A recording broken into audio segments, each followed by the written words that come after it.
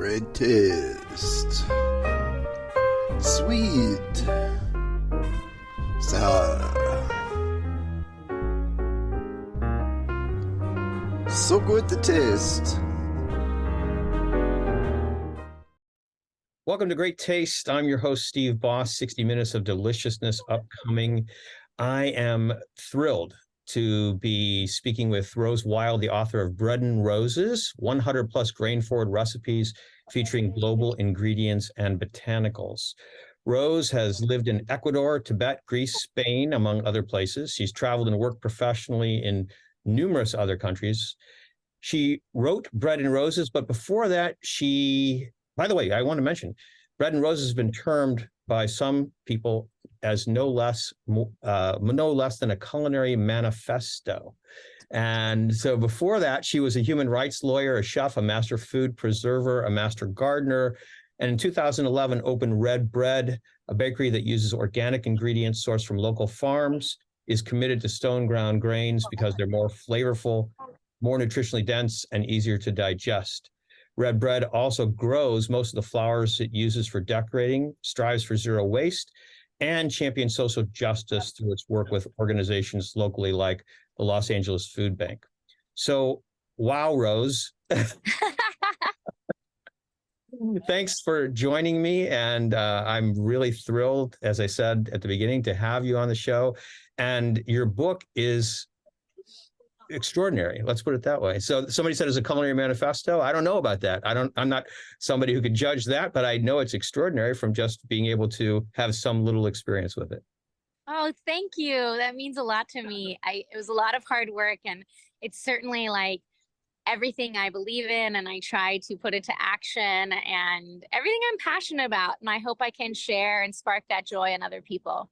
Well, I think that there's so many different aspects of the book that actually do make that happen, and a reader will easily find, whether it's the illustrations, for example, that's one, because they're so fun and informative. So there's all kinds of different avenues that they can get that inspiration from, and that makes it so approachable, we'll say. Thank you. I had a really wonderful illustrator named Stacy Michelson, who I knew from the minute I wanted to write this book that I needed to work with her, because she is really well known for taking dense information and making it colorful. And I know that when you're trying to educate, which was always going to be something that the book was going to do, pictures help. So I'm really happy that that is something that resonated. Yes. So what I want to do is I want to read a section from the book because I think that it'll set the stage for our discussion.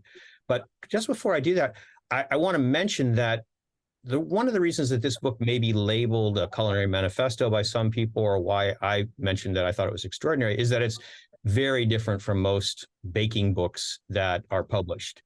And I think that's going to become obvious. The closest I'm certainly not familiar with the entire world of baking books, but the closest I can come is there was a book a number of years ago by Alice Medrich. She wrote Flavor Flowers.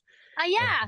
And that's like about as close as I could get, to it. But you may have other books that you modeled this after, or maybe it was just it's totally unique in your thought process. Most of it was kind of just straight out of my head, because I thought there was something missing in the discussion of whole grains, and mainly a sense of origin and transparency and recentering ingredients where they're from. So I really did try to break a lot of classic models, but Alice's book is, of course, like an incredible book that first set the scene for people to even think about flour as having flavor. So I'm so grateful to all the authors who came before me that have their enthusiasm for whole grains, because we're only ever standing on the shoulders of giants and pushing the ball forward. All right, so I'm going to read this segment from your book. It's called Staying Hungry. By the way, Rose is in Central Park. It's a beautiful day. For those of you who are listening to this in the future, when it's broadcast on the radio, you may wonder, why I'm Well, you won't wonder why I'm so enthralled just looking at her, because I like seeing the nature behind her. But I'll describe that to you. Oh my gosh, there's a lake there. That's awesome. And the leaves are changing colors. Right, I and love it's fall in New November York. the 16th when we're talking, right? And it's nice enough that you can be out there in a little light jacket. It's Beautiful. beautiful here in New York. Okay, staying hungry. This book was written over the first 2 years of a global pandemic. While it was a frightening time, some beautiful practices emerged. Gardening in any small space was embraced by so many to their delight. Seeing that with each new plant relationship, their lives were enriched with food and flora. Bread making had a huge renaissance as more people had hours to fill and curious minds were ignited by the connection with ancient bacteria. Cakes have never been so beautiful as they have been used as beacons of joy in dark times. Farmers and food workers were essential and venerated every day for doing the hard and integral work to keep their communities fed.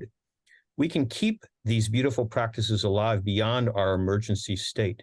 We can deepen our curiosity and our connections with food and those who help bring it to the table. Once you've worked through the flavor combinations in this book and know where food comes from, which we'll be discussing, I encourage you to play. Feel free to mix and match cakes and fillings, bakes with different fruits or nuts, different sauces and spreads for different flatbreads or crackers. You get the idea. We live in a global world with established trade that allows many of us to access things year-round and far away. Let your imagination be your guide, but remember your best kitchen will be built mainly with local and in-season items and a few faraway treasures. Celebrate where you are. Everyday choices of where you source your ingredients and what makers you support make a huge impact. These daily habits begin to do the big work we need for changing systems. And that's the global systems, and it's the global systems that need to change to become more transparent, accountable, and accessible. It is overly romantic to imagine that individual choices alone will suffice. This book has attempted to illustrate how using more whole grain strengthens agricultural diversity and supports farmers' ability to set their real costs for grain. But systems require larger steps taken by people with power in regulatory and governmental bodies. I might even put my glasses on, maybe that would be. You can impact this level as well. Read up on food literature and ingredient origins to understand more deeply how we humans have formed our systems. Always look for transparency when sourcing ingredients near or far. City and state elections are a wonderful way to get involved and directly affect food policy.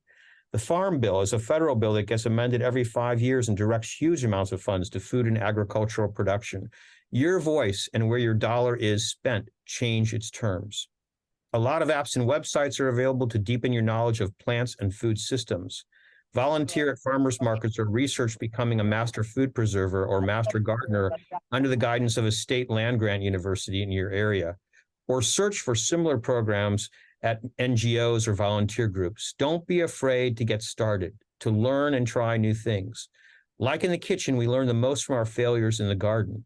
Share what you learn with others. This is how we build community. The following are my favorite resources, and many are community specific, but most can be accessed globally. Let this be your jumping off point for more research. Each choice is a powerful step toward the food systems we want to build for our future. Keep asking, how do we take this further? How do we have good bread and also roses? And then you have your list of resources, which I was very thrilled to see that one of our local companies is in there, Breadtopia. So that was fantastic. Yeah. So thank you for that. I think what it does for me, and I hope for our listeners and viewers, is it puts our discussion into perspective, because we're talking in a much broader vantage point than just, oh, you should bake with whole grains. I mean, it's gigantic. This thing, it's not just baking with whole grains, because we're all interconnected. Every aspect of our lives is interconnected, not just to ourselves, to our local communities, but the world, right? Yeah. I think everything we do has the potential to ripple forward. I mean, not even the potential, it just does. But if you can harness that with intention, then you have the capacity to ripple forward and have power in this world when often it feels like you're just a small part of it and you can't do anything. And that's just not true. And I hope if people watching, listening, don't take anything else away from what we're talking about, whether they eat, bake with whole grains or they don't, that even just that knowledge of how powerful every individual is, and to feel that they are empowered and that their decisions do make a difference and can make a difference, that would be great as far as I'm concerned. And I agree. we're on our soapbox, but okay, it's all right, right? It's totally okay. The Yeah. world needs everyone to be curious and excited and follow whatever lights them up, because that's what's going to help the world.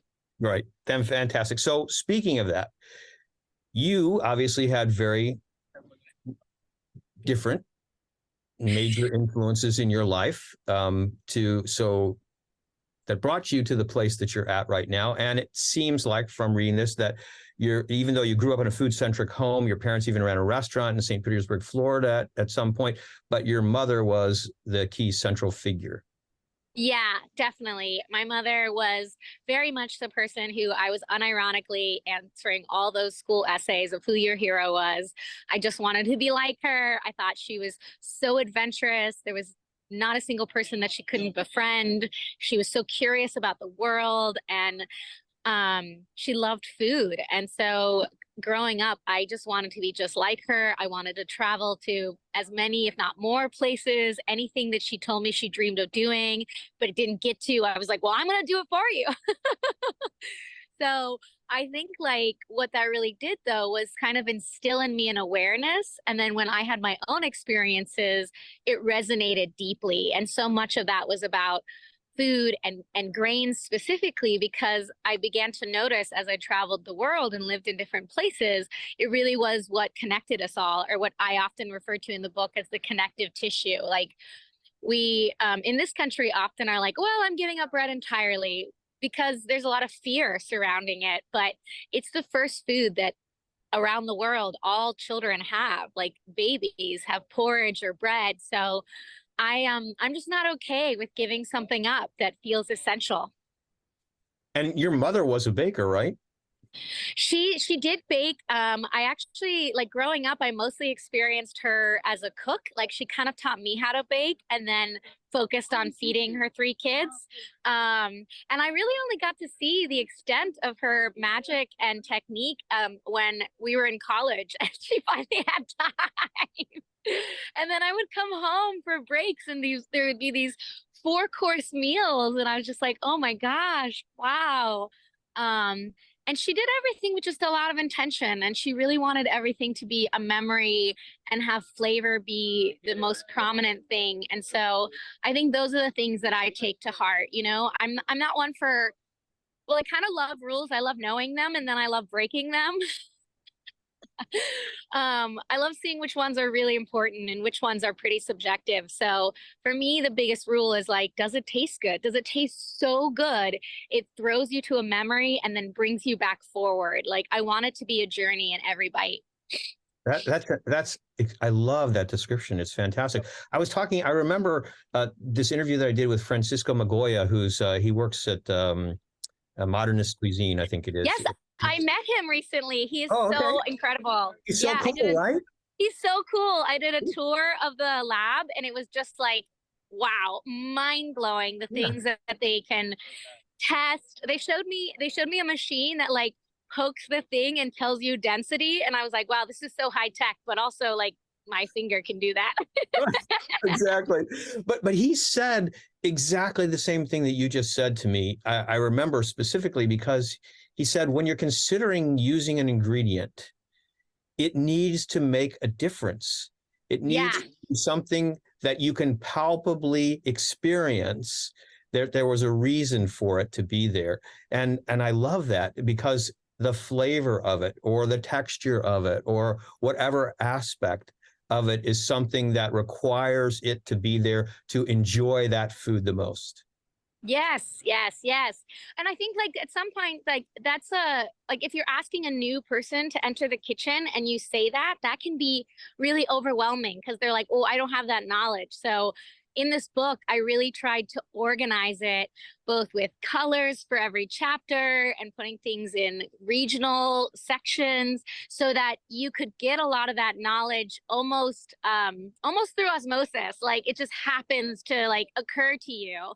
um, so my hope is that you won't get overwhelmed, but you'll just get thrilled at how much is waiting for you.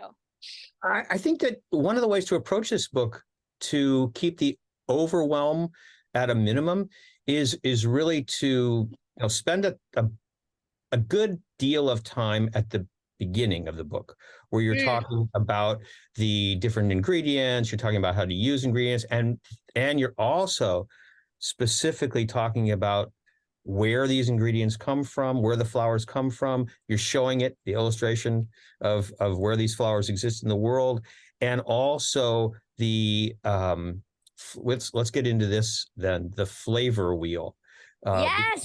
Because I noticed what I noticed in one of the photos was that there are two books, the Flavor Bible and the Flavor Matrix, and so I thought that this illustration that you had of not only the illustration, but the illustration of the grains, and then the description of how to taste them. It's just like I wish I had gotten back from my recent trip, several weeks ago, so I could actually have experienced all that before talking with you. But now I can't wait because it's amazing, and you make it really clear. I think this is vitally important that everybody understands. You say taste is subjective, so I encourage you to play and explore.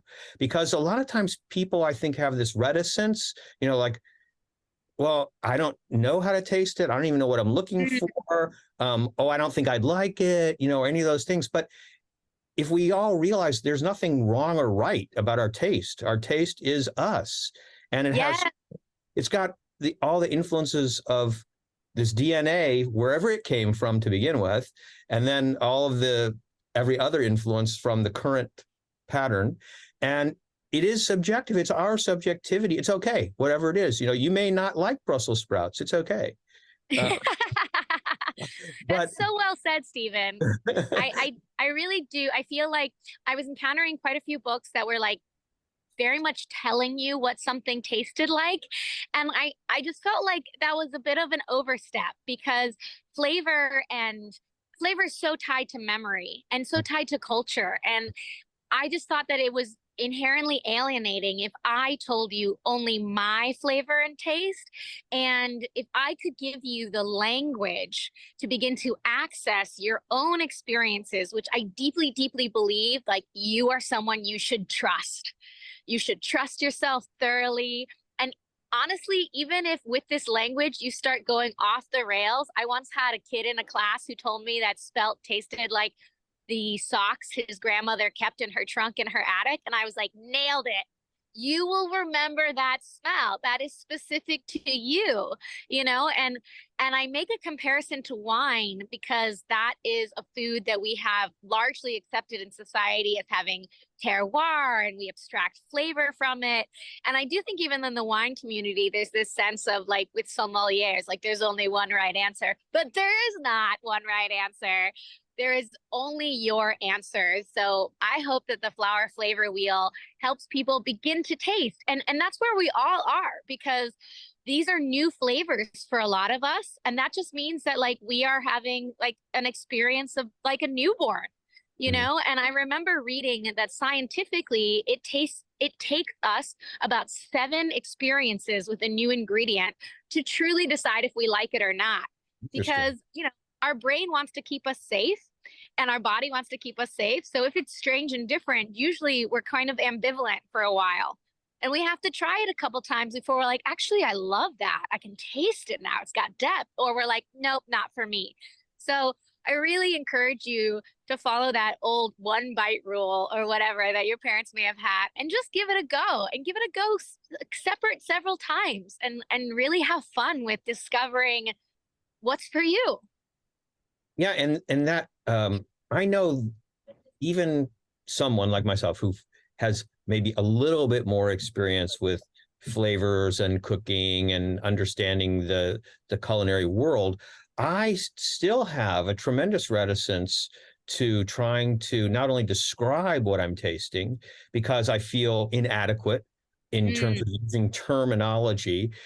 But there's another thing, and I think people could relate to that, and that is that if you ask me to describe something that I just tasted, and I think about like the wine people you're talking about, right? And yeah. they're coming up with smoky and maybe what you said before, old socks, tobacco, wood, whatever. This just the strangest things. And I'm like, oh, I don't understand any of that, and I feel kind of like we have that. All of us have that comparisonitis thing Yeah. where we're doing that. But what I think many people might be able to recognize is if someone says a word like, "Oh, do you notice any cinnamon-y taste or something like that?" Mm, Then that for some of us that can put the piece together, right? And in our brain we go, "Oh, that's what that was," kind of. yeah. So I like the ability to give people direction as opposed to telling them like you're Yes. describing, but I like that direction which you have in the flavor wheel and the flower tasting wheel. There's that those elements there.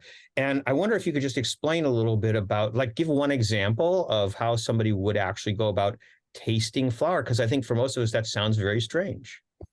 Yeah, well, also on that same page, when people get the book, you'll see there's a couple really simple tests, which are basically the battery of tests that I run any new grain through when I'm learning about something new, because I highlight about 15 grains in this book, but there are thousands. And farmers are coming up with new crossbreeds all the time. So I'm always getting sent really cool grains to taste. So there's a really cool tongue test where you put a single grain under your tongue and let it sit there for 10 minutes. And then you try to chew it. And if it kind of mushes up and you can chew it really easily, you have a great pastry flour because it's going to be really tender. And if when you try and chew it, it gets pretty gummy, that's a great bread flour. So again, you can really trust your experiences.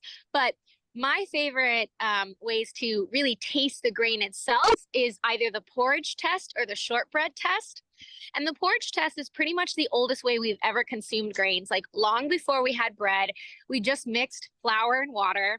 And this test is meant to teach you about hydration, but it is a really pure way to taste the grain as well. So you kind of mixed 1 to 1, so equal parts flour and water, and let it sit for about 10 minutes. And then go have just like a spoonful. Chances are it's going to be quite bitter. Many of these grains have a nice tannic undertone, and that can be really challenging, especially for American audiences, because we tend to skew sweet and salty, I think, in our culture.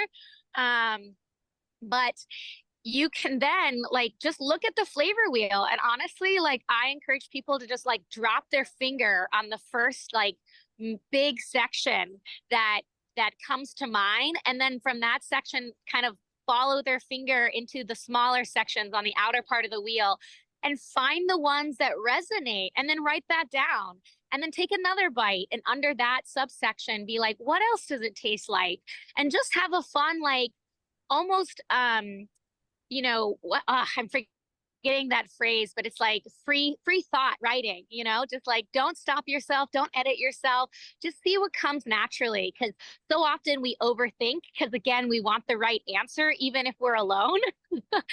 And there is none, and then I encourage you to then go a step further and make the shortbread test, which introduces fat and a little sugar.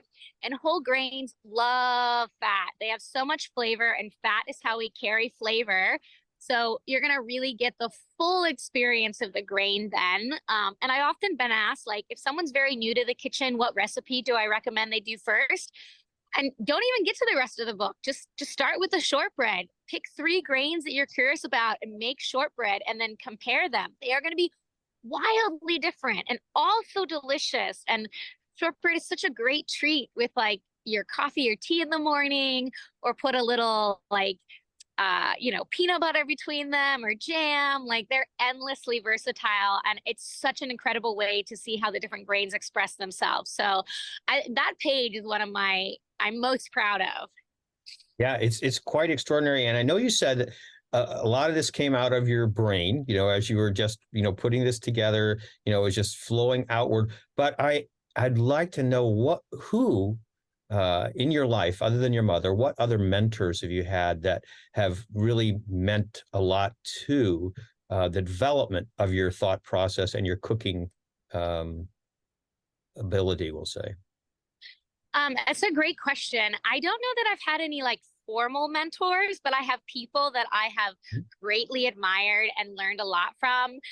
So Clemence Gosset, who runs the Gourmandise School in Los Angeles, was one of the first places I started teaching at, and she has such a really warm and lovely way of giving information, and that really shaped how I wanted to encourage new people to get excited about food. And she really validated a lot of my more wild ideas and allowed me to teach them. And then I spent a good deal of time working at the Grist and Toll Mill in Los Angeles and Pasadena under Nan Kohler, who herself used to work in wine. And so she was the first person who lit the light bulb in my head that, oh, everything can have terroir and everything can have taste. And, I knew that from eating it, but I still hadn't connected that abstraction, and I was practicing it and how I was pairing things, but I didn't have the language. And I think language is so integral to access and distribution and sharing. So I'm so grateful to Nan for just like lighting that off in my head. And then honestly, it's been a lot of books. Like whenever I have a question, I'm a huge nerd. I used to be a lawyer, so researching is deeply embedded into how I approach anything. So if I ever hear of a new pastry or a new savory dish, because the book has baking and cooking, I don't want to alienate anyone. I don't think there's a divide. I think you can be fabulous at both. It's just a matter of doing it. But yeah, whenever I have a question, like I look to people who have already been excited about this, and I'll get like 10 books at once and open to the same recipe and read them all at once and just like devour it and see like what's crucial and what's subjective and what's a viewpoint and what's a fact. So yeah, I love research. Shout out to all the nerds. So I don't remember the exact words that you used, but I think you were talking about the school, and you said some of your like maybe some of the most fulfilling experiences that you've ever had in the kitchen were associated with whatever you were doing there. And I was thinking to myself when I read that, I was like, well, what were those? I mean, because you didn't go into them. What was so fulfilling about being there? I think the school really gave me the opportunity to see how much I liked sharing information, because it was already such a joy to learn and then make something. Like, if you're interested in being a magician or making alchemy, like get in the kitchen. Like there's no better way to believe in magic than seeing different ingredients come together into something that's incredibly nourishing. And I used to do a lot of art as a younger person, and I was like so precious and attached to what I made, and I could never let it go.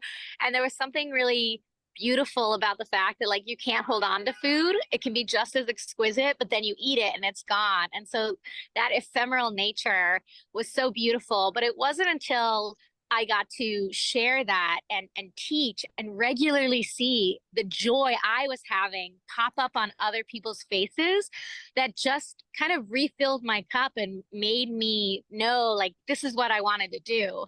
And I think the book is just an extension of that, like it is me being able to teach you in your home, no matter where you are.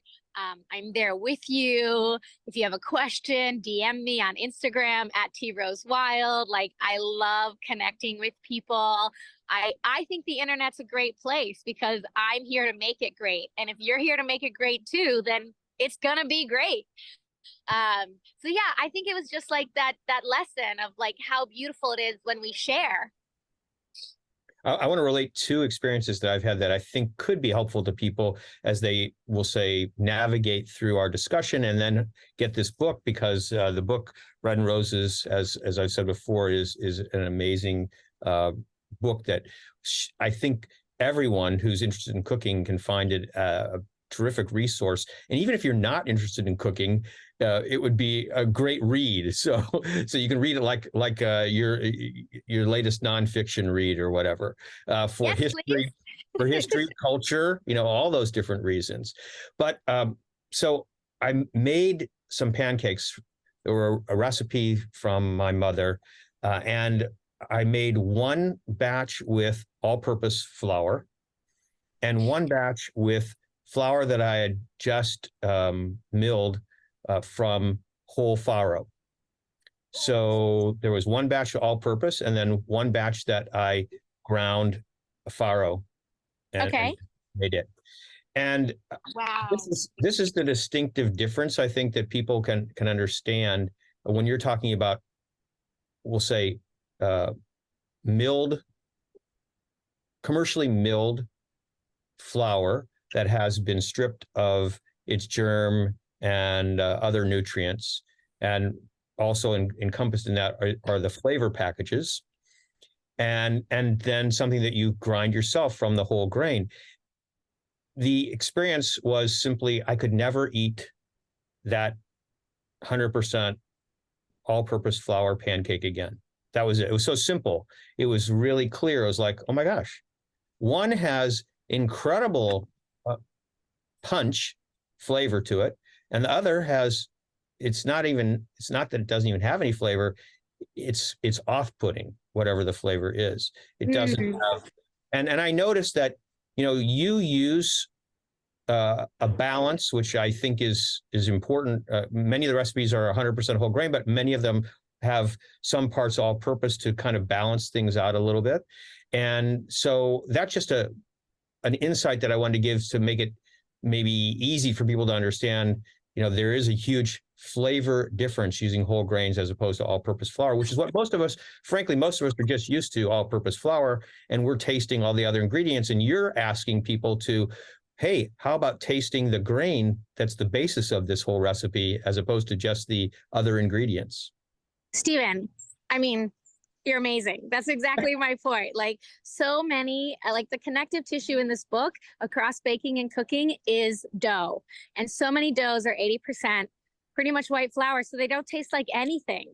And I think when you do have the experience of tasting something, anything, it is really quite altering, and it begins to feel like the other option is empty, and it does just taste like sugar because that's the strongest flavor you have there. So as a chef, I feel like, it's imperative for me. It's my job to fill in where there's flavor gaps. And I can't see anywhere else in the canon of the kitchen where there's so much opportunity to throw in flavor. And it was really important to me to make sure that I wasn't just giving you 100% whole grain. Like, I love it. There's so many things that benefit from that. But it is pretty intense to go from nothing to 100. And the more I talked with millers, the more I got the sense that, that's not necessary for success, in terms of how do we make our world sustainable. Even if everyone who's listening to this just buys into 10, 15%, that would be a huge impact on the sustainability of our millers, of our farmers, of our fields. And at that small amount, it's not going to change the recipes you love in any way that you have to know deep science, but it is going to give you this huge punch of flavor. So for me, it was really important to make sure people saw how accessible it was by just making small changes, because that's how we make huge changes at scale.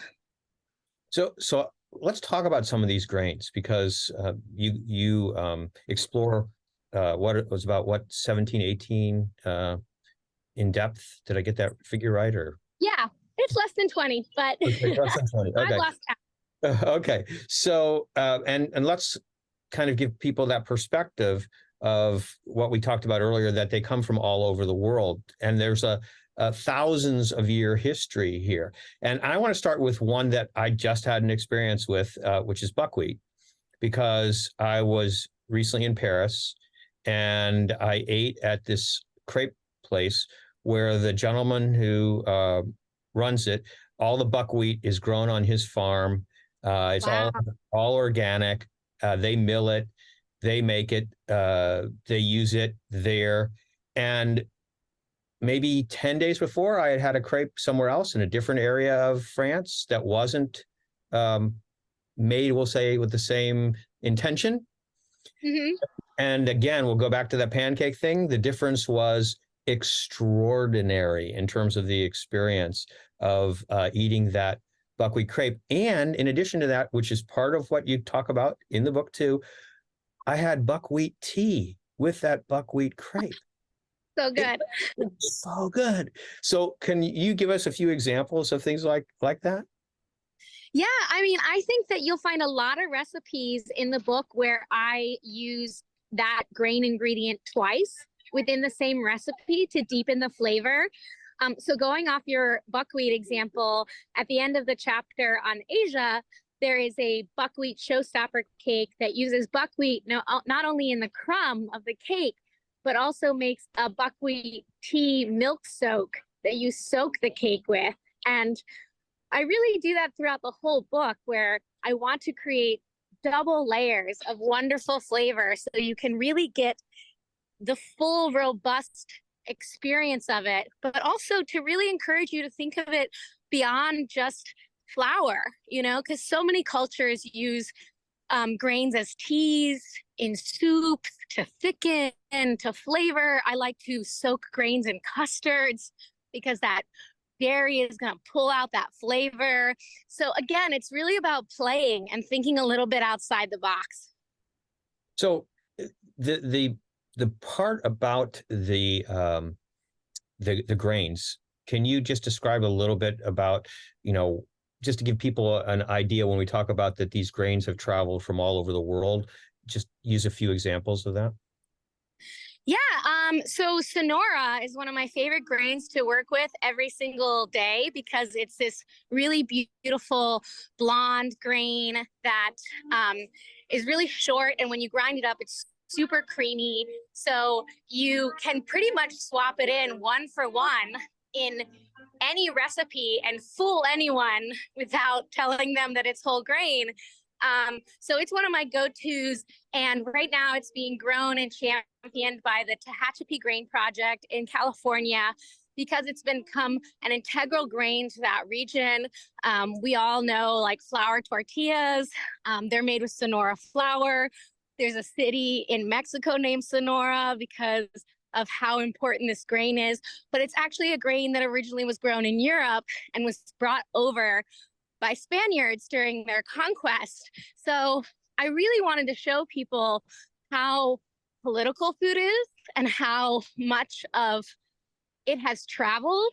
When I was working for the State Department in public diplomacy, we really focused on food as a soft power, as a way to share and amplify culture. So I think that there are so many examples of that in the book. And I mean, going back to buckwheat, it's originally from Asia, but has really been taken up and beloved by the Breton area of France, where those crepes come from, the northern area. So there's so many things that came from one place and then are championed by another. And I think that shows that despite our differences, these things deeply connect us, and that's really important.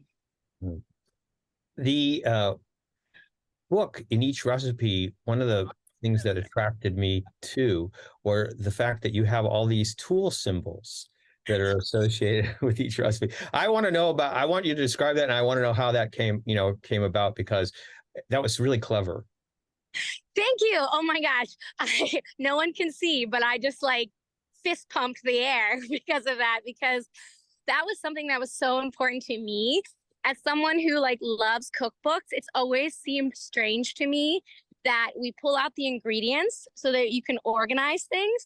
And, if you ever work in restaurants, the first thing you'll learn is mise en place, which is a fancy French word for just getting yourself set up well, and I think the number one reason why baking or cooking goes off the rails for people is because they just dive right in. And I love that super enthusiastic attitude, but it means that you're halfway through a recipe and like the clock is ticking and you realize you're out of something.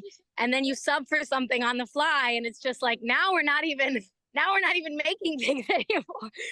I get such a laugh out of like some food reviews where people are like, well, I tried to make your tuna casserole, but I didn't have tuna and I didn't have noodles, so I used chicken and rice and it was okay. So for me, I was like, well, if we're already asking people to pull out the ingredients and get themselves set up well, because if you get yourself set up well, it becomes really hard to fail. I mean, you might still, but that's okay. But like, you really kind of remove the obstacles that are going to be in your way the fastest, but you still have to search the text and the method for the tools you need. And often they're just like really densely hidden. So I really wanted to, what I thought, solve a major problem in recipe formats, which was to call out the tools. And instead of a list of tools, which was boring, I thought it would be so fun to do some illustrations so that you could just see at a glance, like, oh, I need these things. Okay, great. I'll just run around and get them. And now I've measured my ingredients and I'm ready to go. So I was so thrilled when the publishers were on board with that. And I secretly hope this becomes part of the canon of recipe writing, which is to call out your tools, because we should make sure that people are set up for success. Yes, because when you do that, then everybody gets to smile more, right? Because instead of saying, I didn't have this and I didn't have that, they've got it already. And I love the idea too of I read this in a cookbook once. It was a baking book also, where they made sure, and maybe you did, and I can't remember, but they said just get all those ingredients out at the beginning and put in a particular place, in order, so that that you don't get 3/4 of the way through the recipe and go, did I put that in or not? Yes. Oh my gosh. And that is not something that's just amateur. It's like professionals all the time. Like I can admit that like there's been times where I literally forgot the eggs in a cake. And then I've just been like, oh my God, what are eggs? Or I think the biggest culprit people often forget is salt.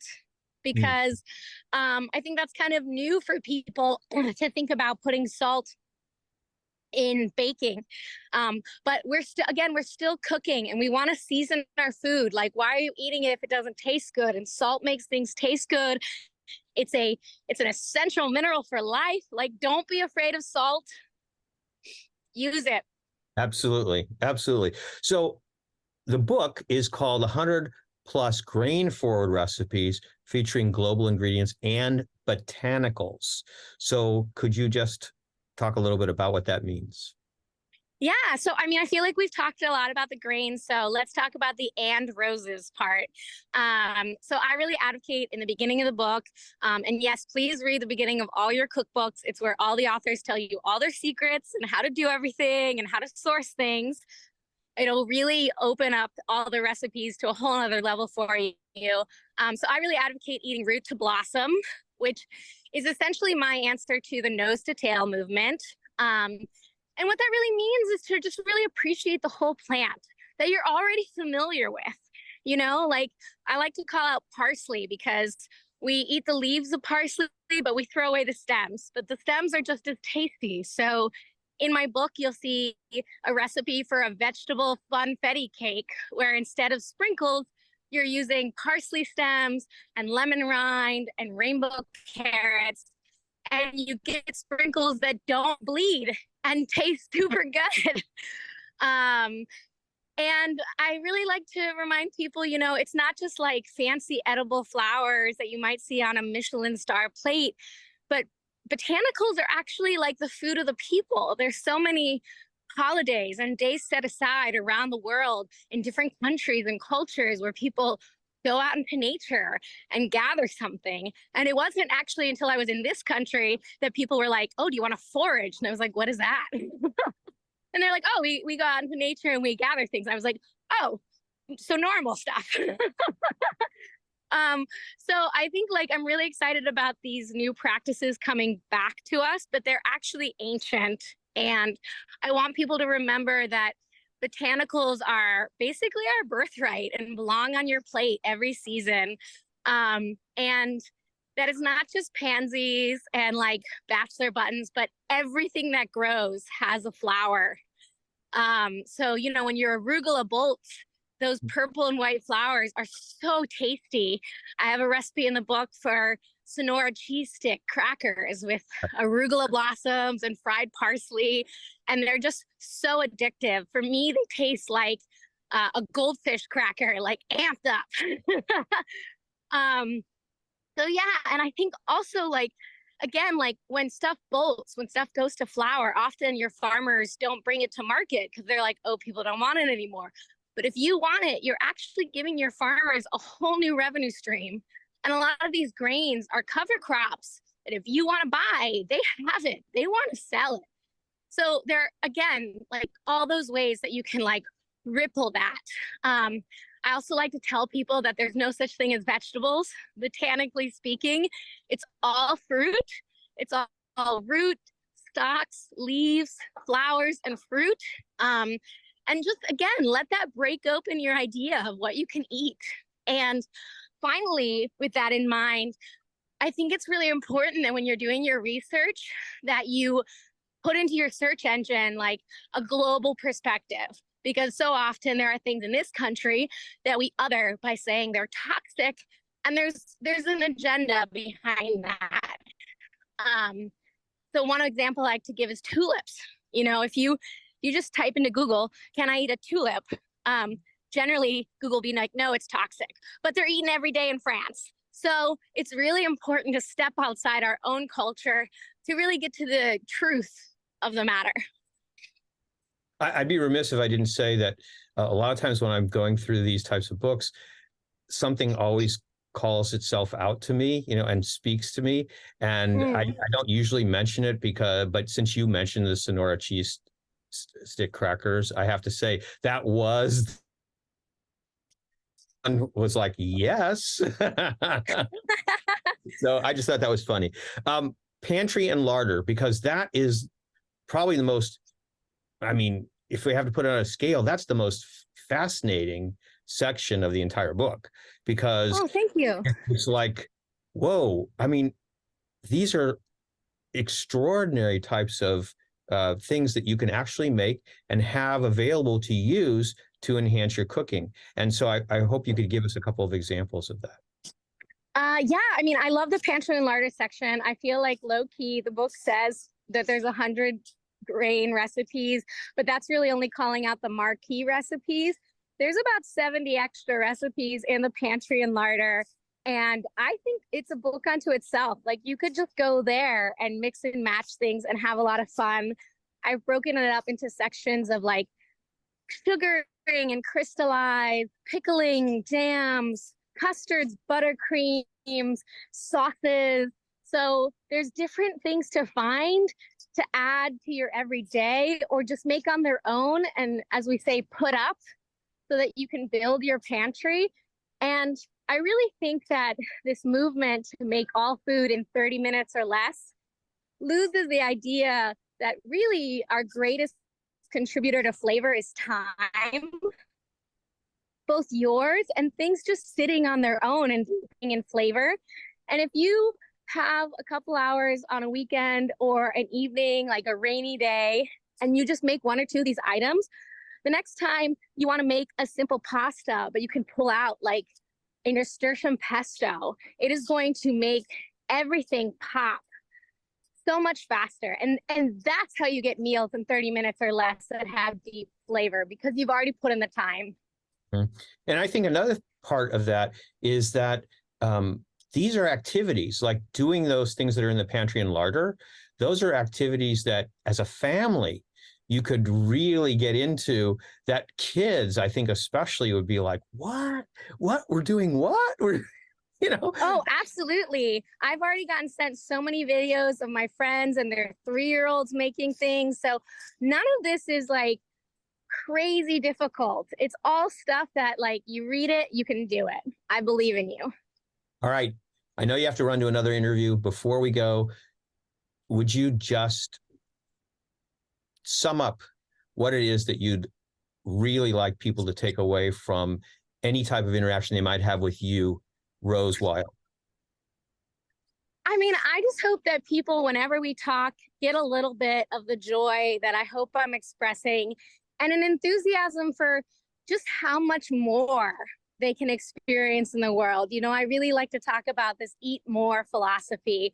And I don't mean quantity, I mean quality. I mean, filling up your choices and exploring beyond what you know immediately. So I really hope people just want to play. Have fun and play. I love that. You've been listening, maybe watching Great Taste, 60 Minutes of Deliciousness. My guest has been Rose Wilde, the author of Bread and Roses. I'm Steve Boss. Great taste. Sweet. Sour. So good to taste.